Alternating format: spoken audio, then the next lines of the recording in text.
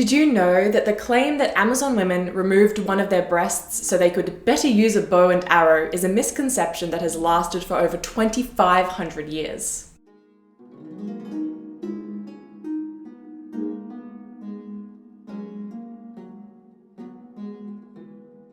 Hello and welcome to World History Encyclopedia. My name is Kelly, and today's video is all about the fierce group of warrior women from Greek mythology known as the Amazons.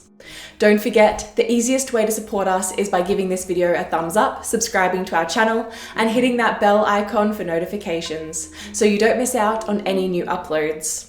World History Encyclopedia is a non-profit organisation, and you can find us on Patreon, a brilliant site where you can support our work and receive exclusive benefits in return.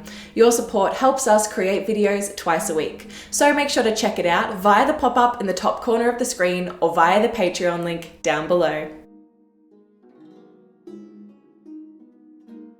The Amazons were a group of warrior women in Greek mythology who found themselves head-to-head with the best-known heroes, from Achilles to Heracles, Bellerophon and Theseus. They were the daughters of the god of war, Ares, who dwelt in the region of Pontus on the coast of the Black Sea. But not only are the Amazons known from mythology, they were mentioned in writing by the philosopher Plato and the historian Herodotus. Despite having to take some of what Herodotus says with a grain of salt, there is also plenty of archaeological evidence to suggest there were warrior women living in this region, namely as a part of the Scythian culture.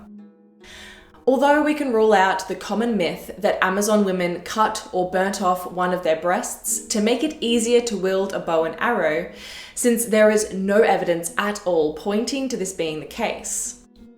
Their name, once understood as meaning breastless, from the Greek amastos, is now interpreted as possibly meaning without husbands, not dominated by a male, or deriving from the Persian word for warrior. There is also the suggestion their name is derived from the moon goddess of the region. No Greek art depicts a breastless Amazon or any of them with only one breast. The first mention of the Amazons that we know of, based off what has survived to us today, comes from Homer's Iliad, although we know that the Amazons were already a myth predating the 8th century BCE. Homer calls them the Amazones Antianerai, which translates to Amazons equal of men. The interesting thing here is that the use of Amazones is the plural, but doesn't follow the form of plural women. Instead, it suggests that the Amazons were made up of both men and women. But Antianerai is feminine, which means that perhaps Homer was giving us an insight into the way the Amazons were received, that they were both female and male, but the women were equal to the men.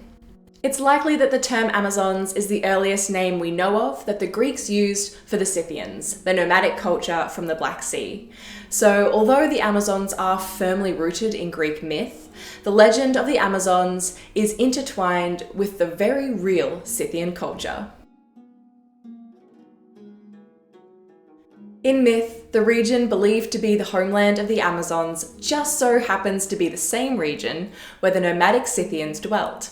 And since they left no writing, it is the archaeology of the Scythians that shows the real history behind the warrior women.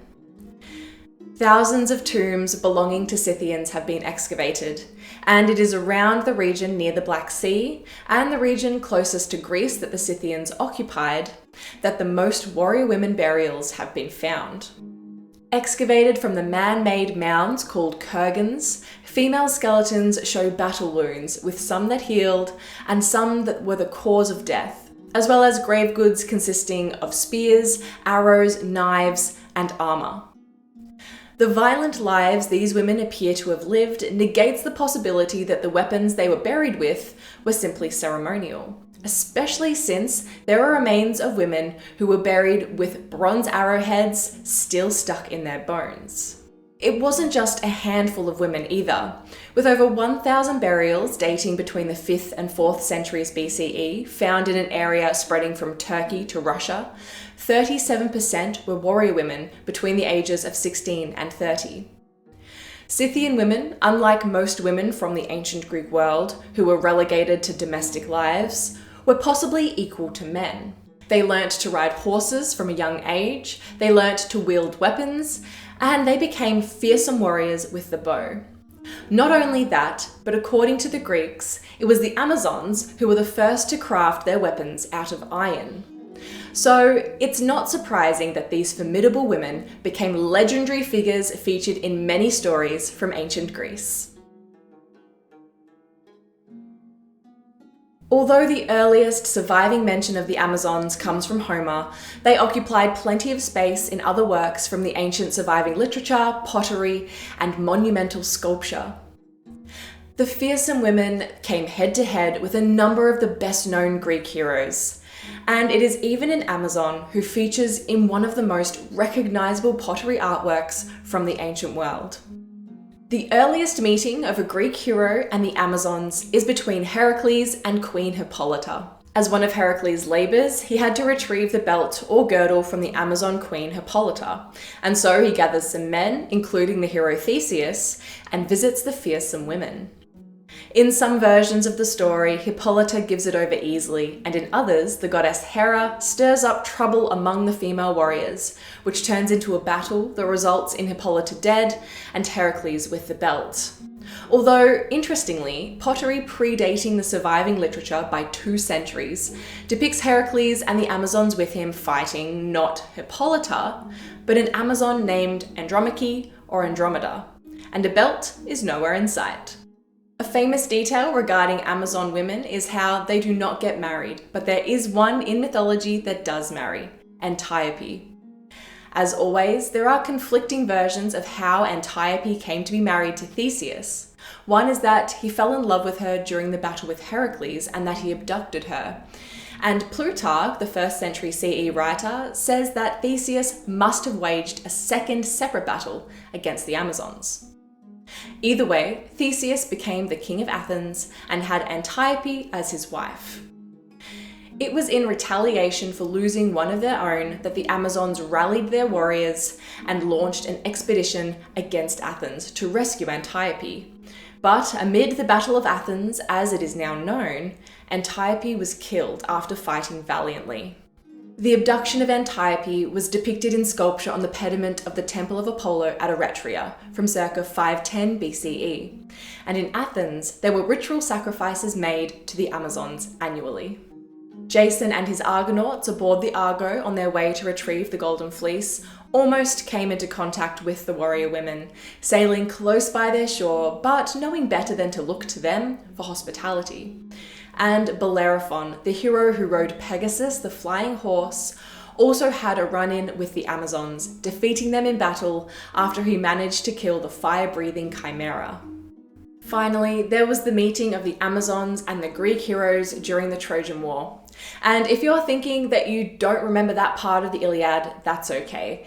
This part of the Trojan War isn't featured in the Iliad, but instead was part of the Aethiopis, the next section of the Trojan War epic cycle that only exists to us in fragments. We do know that after Hector is killed and his funeral games are complete, the Amazons come to the aid of the Trojans. The daughters of Ares fought against the Achaeans, with Achilles and the Amazon Penthesilea going head to head, but eventually Achilles killed the warrior. In some accounts, after removing her helmet, Achilles fell in love with the fierce woman, and this battle is famously depicted on a 6th century black figure vase. Why do you think in patriarchal Greece the Amazons were so popular? Let us know what you think in the comments below. If you enjoyed this video, make sure to give it a thumbs up and subscribe to our channel so you don't miss out on our new videos every Tuesday and Friday. This video was brought to you by World History Encyclopedia. For more great articles and interactive content, head to our website via the link below. If you like my shirt, you can find this design and a bunch more in our shop at worldhistory.store, or you can find a link for it down below. Thank you so much for watching, and we'll see you soon with another video.